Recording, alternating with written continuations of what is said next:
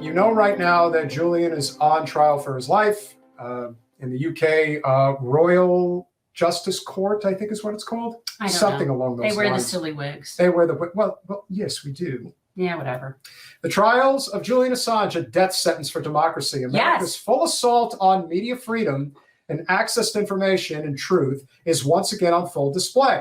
I think this image really does say a lot. So it's kind of like a Statue of Liberty with a almost what's the Dial V for Vendetta guy? You know, what Anonymous. Anonymous, yeah, he's like an anonymous Phantom of the Opera, He's like free a Assange. mime.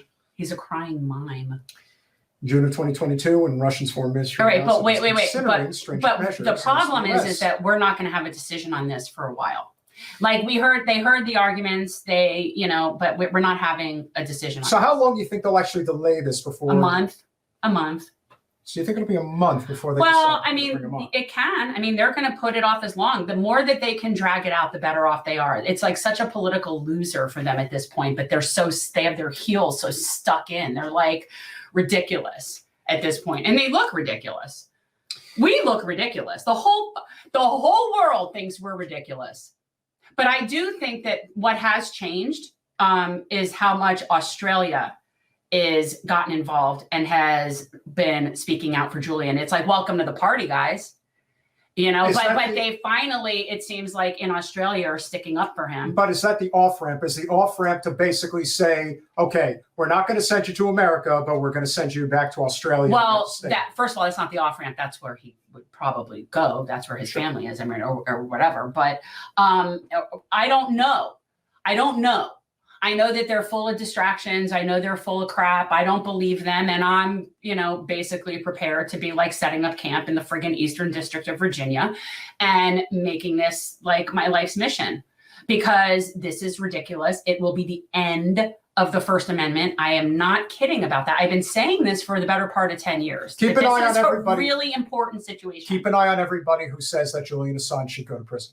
If extradited, the Australian-born Assange faces up to 175 years in prison on spying charges, which again is pretty rich, coming from a nation with an extensive history of illegally spying on its own citizens. In reality, Assange's only crime was to utilize WikiLeaks to expose the truth on U.S. military crimes, as in the notorious collateral murder video that was released in 2010. And if we're being honest, this is also retribution on the part of Hillary Clinton for exposing the systemic corruption within the Democratic Party during the 2016 primary season, in which they systematically screwed Bernie Sanders out of any chance of winning. But that's not even what this is all about with Assange. But I'm saying that the retribution component. Well, that just made it all the worse, because that made it so that both sides hate him. He used to have it so that only one side hated him. Now both sides hate him, which means he's doing his job, actually. That's how it should be if you're actually exposing shit. But yeah, no, he pissed off people in power, and that's what happens. And he threatens capital, and this is what happens. But as Al Jazeera points out, in the end, the U.S. can't afford to have its global do-gooder disguise too relentlessly or thoroughly challenged, since too much access to information and the truth would reveal the nation relieve the nation of its alibi for wreaking havoc across the world. Regardless of the final outcome, the protracted U.S. war on Assange has already set a chilling precedent in terms of press freedom and other essential liberties. Yeah, it's a problem. That's what it's about. It's a problem. Well, and the reality is even Obama knew this. Obama knew this, because what's going to happen now is you're going to have to be prosecuting the New York Times and the Post and everybody, because now we're saying it's okay to prosecute people for printing truth.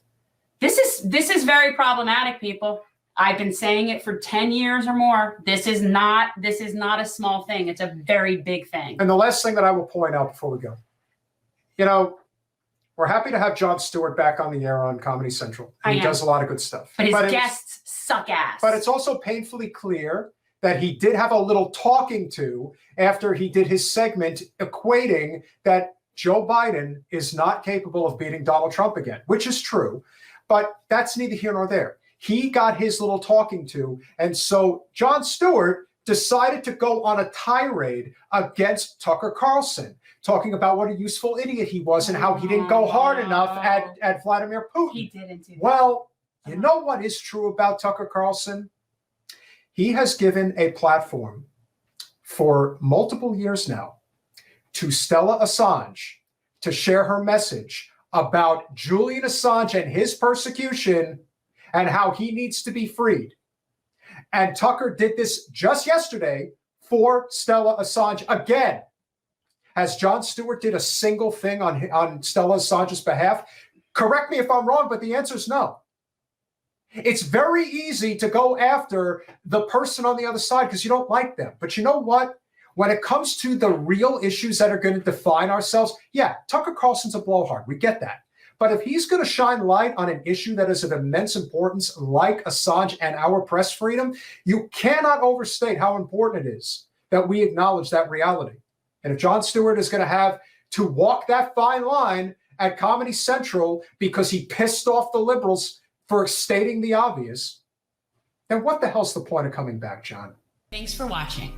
If you want to support our mission to transform politics into service, please like this video, subscribe, follow us on social media, and consider joining our Patreon, where you'll get early access to our interviews as well as other exclusive content.